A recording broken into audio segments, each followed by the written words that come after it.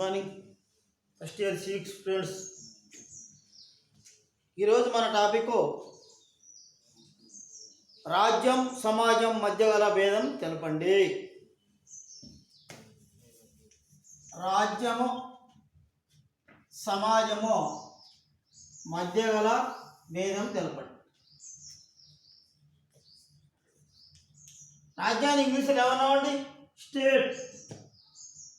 State. సమాజాన్ని society లేక association అంట. State, society or association. Social society, society or association. రాజ్యం సమాజం మధ్య గల భేదం రాయి అంటే topic first year civics students రాజ్యానికి సమాజానికి మధ్య గల భేదం తెలపండి. రాజ్యము అనేది ఆంగ్లంలో స్టేట్ అన్నాము, సమాజాన్ని సొసైటీగా పరిగణించడం జరుగుతుంది. ఇక్కడ సమాజాన్ని సొసైటీగా మనం పరిగణిస్తున్నాం. ఇక్కడ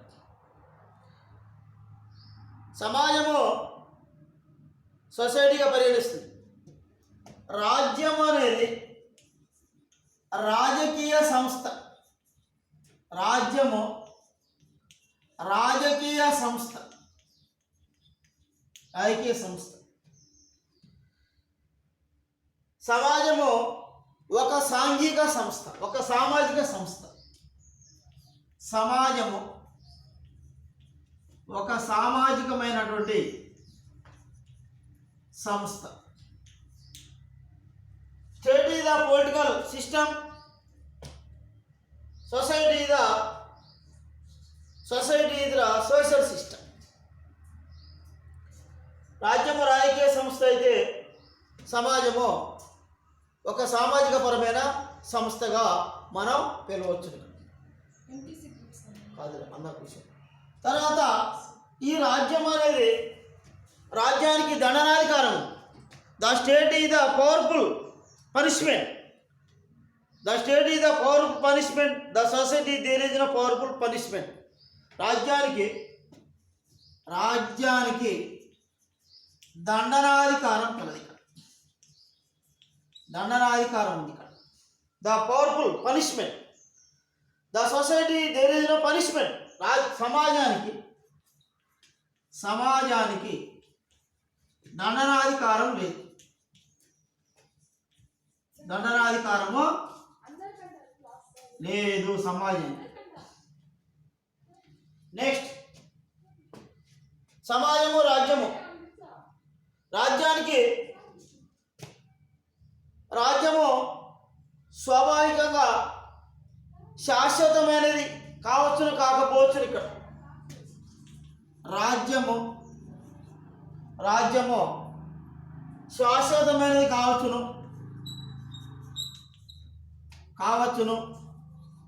లేక వేరొక రాజ్యంలో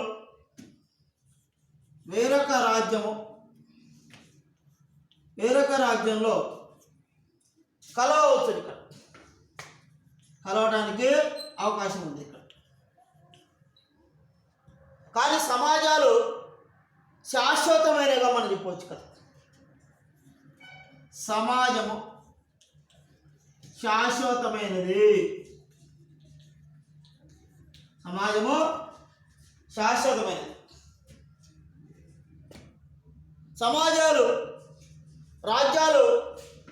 రాజ్యానికి లక్షణాలు ఉన్నాయి. ప్రజలు, ప్రభుత్వము, ప్రదేశము, సార్వభౌమాధికారం. రాజ్యానికి 4 ప్రధాన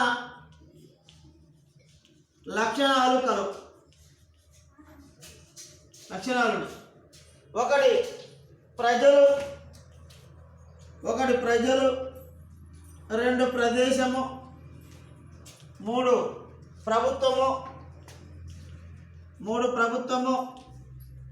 and 4th one is the sovereignty, సార్వభౌమాధికారం. These are the including 4 features of the state. అంటే రాజ్యము పనిష్మెంట్, చాలా శిక్షలు ఉంటాయి. రాజ్యానికి లక్షణాలు ఉన్నాయి. కానీ ప్రభుత్వానికి, సమాజం యొక్క వ్యక్తుల మనుగడ ద్వారా ఆధారపడుతున్నది. సమాజము వ్యక్తుల యొక్క లక్షణాల ద్వారా ఏర్పడింది. అంటే మనం అంతా కూర్చొని మాట్లాడుకుంటున్నాం.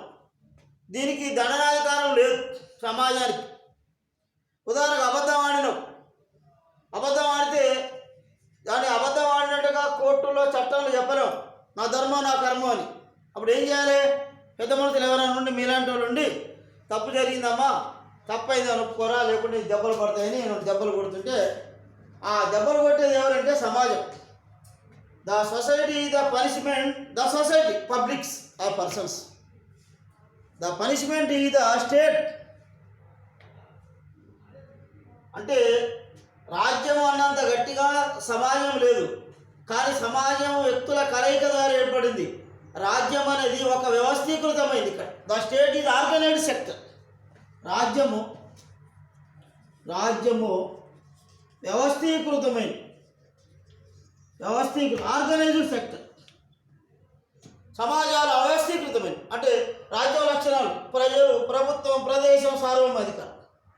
కానీ సమాజానికి ఏమీ లేవండి. ఇక్కడ సమాజం అంటే మనమంతా వ్యక్తులందరూ కలిసి ఏర్పడినటువంటిది ఇక్కడ. కానీ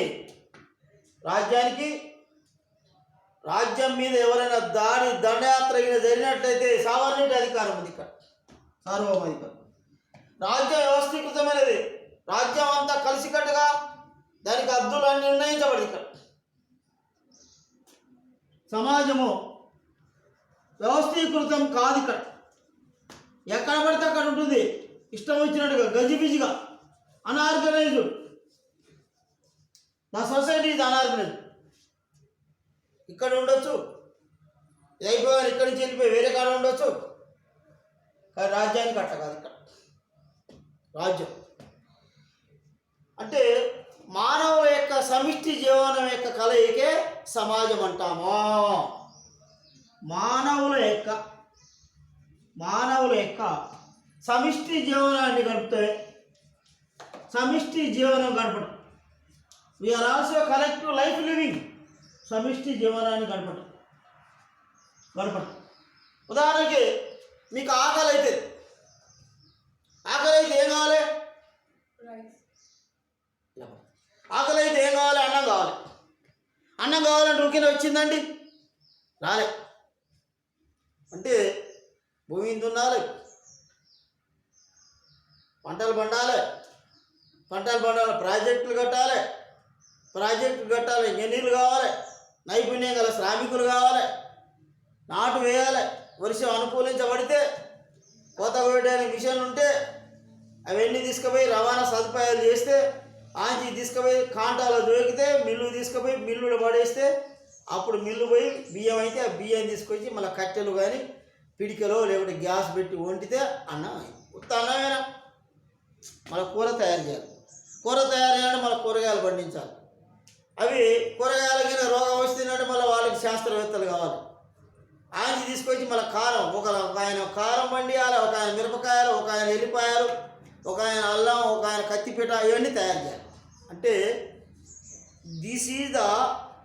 there is no society is limited, no the state is limited. రాజ్యానికి వెళ్ళలేదు. అంగి కావాలి, నువ్వు అంగి తొడిగినావా, పాయింట్ తొడిగినావా, తొడగలే, చెప్పులు తొడగలే. రాజ్యం అంటే భారతదేశం. It is organised sector. సమిష్టి జీవనాన్ని గడుపుతున్న మానవుల యొక్క సముదాయమే సమాజం అంటాము. సమాజం ద్వారానే మానవుడు మనుగడ సాగిస్తుంది. సమాజం అంటే ఎవరండి? ఒకరికొకరు కలిసిపోయి జీవించడం. అమ్మ, నాన్న, గురువు, దైవం కూడా సమాజం. దేవుడు దైవం అంటే the God is the society. మనం అంతా పోలిస్తే ఆయన దేవుడు ఒక రాయి. అప్పుడు ఇంతకుముందు ఎవరునండి? అప్పుడు ఒక రాయి ఉన్నాడు. ఇప్పుడు ఏమైనా దైవం అంటే మనం అంతా కొలిసినాయి. అంటే మానవుడు యొక్క సంఘజీవని క్రీస్తు పూర్వం అరిస్టాటిల్ చెప్పినటువంటి యొక్క సిద్ధాంతము నేటి కాలంలో అక్షరాల సత్యమైపోయినది. సమాజము ఒక వ్యవస్థీకృతమైనటువంటి సమాజము. సమాజం ద్వారానే మానవులు తమ యొక్క మనుగడ సాగించబడుతుంది. సమాజం ద్వారానే తమ యొక్క జీవనాన్ని కొనసాగించడానికి ఉంటుంది. రాజ్యానికి రాజ్యానికి ఎల్లలు ఉన్నాయా లేవో చెప్పండి. ఒక రాజ్యానికి ఎల్లలు ఉన్నా? The state is the limited the state. తూర్పున బంగాళాఖాతం, పడమర అరేబియా సముద్రం, ఉత్తరాన హిమాలయ, దక్షిణ ఎల్లలు ఇంత మటుకే ఉన్నాయి భారతదేశానికి. ఇక్కడ మా రాజ్యానికి సరిహద్దులు కలవు. The state is the society permanent, the limited the state, the society there is no society, the limited. రాజ్యానికి ఎల్లలు లేవు. అమెరికా సమాజం ఉన్నది, భారతీయ సమాజం ఉన్నది. ఎక్కడ దేశమైన సమాజం ఉంది. ఇక్కడ దేశం మొత్తం అయితే అమెరికా సమాజం, లేదా విద్యార్థుల సమాజం, ఉపాధ్యాయుల సమాజం. చూడండి, అంటే the society is the different types of the society, the society is the different groups, the limited it is the establishment in the world. ప్రపంచానికి మొత్తం హద్దులు, దేశానికి హద్దులు ఉన్నట్టుగా రాజ్యానికి హద్దులు లేవు. రాజ్యం అనేది వ్యవస్థీకృతమైనది. రాజ్యానికి సార్వభౌమాధికారం ఉన్నది.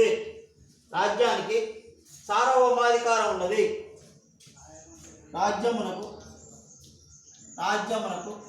సార్వభౌమాధికారం కలది. ఇక్కడ రాజ్యానికి సార్వభౌమాధికారం కలదు. సమాజానికి సార్వభౌమాధికారం లేదు. మానవుల మనుగడపై ఆధారపడుతుంది. ఇక్కడ సమాజము సార్వభౌమాధికారం లేదు. There is no sovereignty, it is not used society. The sovereignty, సార్వభౌమాధికారం అంటే ఒక రాజ్యం యొక్క అంతరంగ వ్యవహారాల్లో మరొక రాజ్యం జోక్యం చేసుకోనకుండా ఉండడం. ఇక్కడ దాన్ని ఏమనొచ్చు? సార్వభౌమాధికారం అంటారు. రాజ్యానికి సార్వభౌమాధికారం కలదు. సమాజానికి సార్వభౌమాధికారం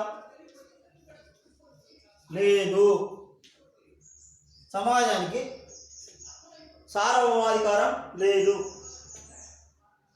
కానీ వ్యక్తుల ప్రవర్తనపై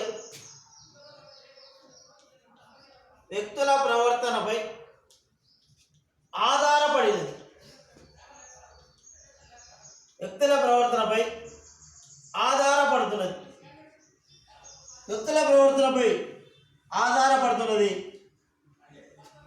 సమాజము వ్యక్తుల ప్రవర్తనపై ఆధారపడుతున్నది. రాజ్యం సార్వభౌమాధికారం కలది.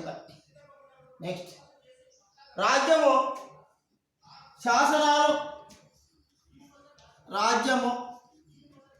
శాసనాలు తప్పనిసరి అమలు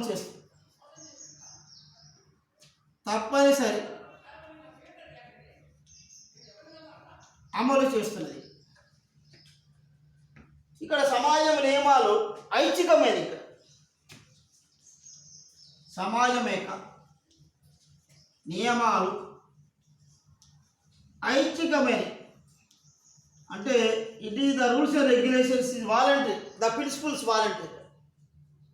సమాజము ఐచ్ఛికమైనవి. The state is the compulsory rules and regulations. The state is the also rules and regulations.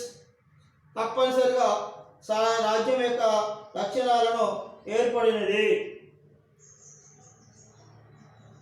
రాజ్యము సహజసిద్ధంగా ఏర్పడినది కాదు. రాజ్యము సహజ సిద్ధంగా ఏర్పడినది కాదు. సమాజము సహజసిద్ధంగా ఏర్పడింది. సమాజము సహజ సిద్ధంగా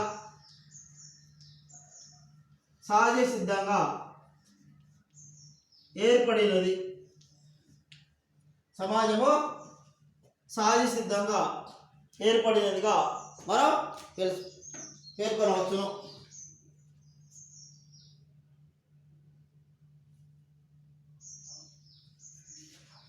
సమాజం ఏర్పడిన తర్వాతనే సమాజము ఆవిర్భావం చెందిన తర్వాతనే రాజ్యం ఏర్పడినది. రాజ్య ఆవిర్భావం జరిగినది. ముందుగా సమాజ ఆవిర్భావం జరిగింది. సమాజ ఆవిర్భావం జరిగినది. సమాజ ఆవిర్భావం జరిగిందిగా మనం చెప్పవచ్చు. కాబట్టి రాజ్యం అనేది శాస్త్రమైనది. రాజ్యానికి దండనాధికారం ఉన్నది.